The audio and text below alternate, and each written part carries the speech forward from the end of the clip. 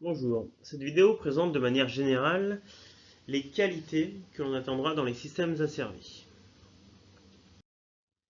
Donc, je parle bien ici de systèmes asservis, donc des cas particuliers de systèmes linéaires continus invariants.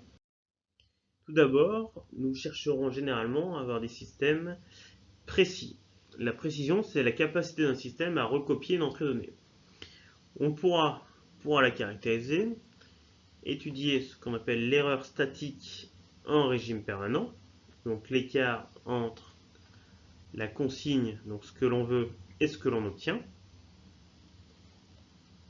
donc pour une entrée généralement en échelon, et une erreur dynamique en régime transitoire, donc entre le moment où on démarre le système et le moment où le système a stabilisé sa réponse. Donc on parle ici d'erreur dynamique.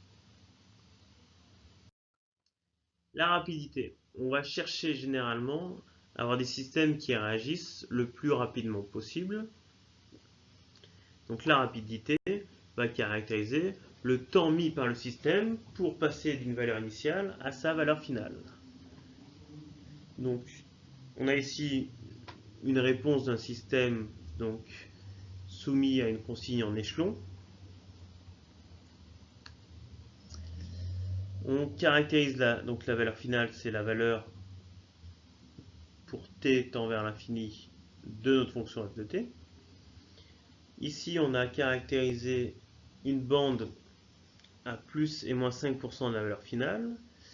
Et on définit ce qu'on appelle le temps de réponse à 5%, donc le temps mis par le système pour rentrer et ne plus sortir de cette bande à plus et moins 5%.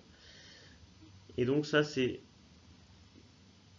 un critère que l'on utilise généralement pour caractériser la rapidité du système.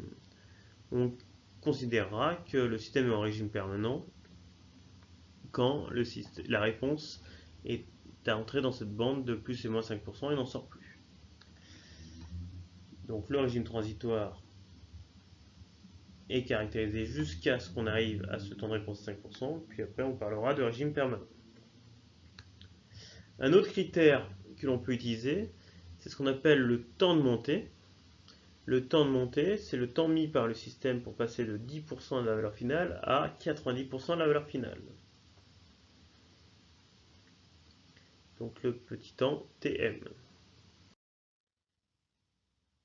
On cherche généralement à avoir des systèmes stables. On définit un système comme étant stable si écarté de sa position d'équilibre par une action extérieure, donc généralement une perturbation, il revient à sa position d'équilibre si cette perturbation cesse. Donc ici, si on met en entrée un échelon, donc on met une consigne constante en entrée, notre système en sortie tend vers une valeur finale, on va considérer que le système est stable. Si, avec une perturbation donc en entrée, le système commence à osciller et à diverger, on considérera qu'il est instable. On utilisera ensuite l'amortissement pour caractériser un système asservi. Donc lors du régime transitoire, il arrive que le comportement du système soit oscillant. Si ces oscillations sont trop prononcées, on parlera d'un manque de stabilité pratique, puisqu'il va quand même tendre vers une valeur finale. Mais les oscillations vont en fait rallonger le temps de réponse, donc ce sera quelque chose qui ne sera pas forcément recherché. S'il est trop amorti, ça va rendre le système très lent, avec un temps de réponse qui sera trop long. Et donc généralement, on cherche à avoir un système assez amorti pour avoir peu d'oscillations, mais avoir un temps de réponse assez court.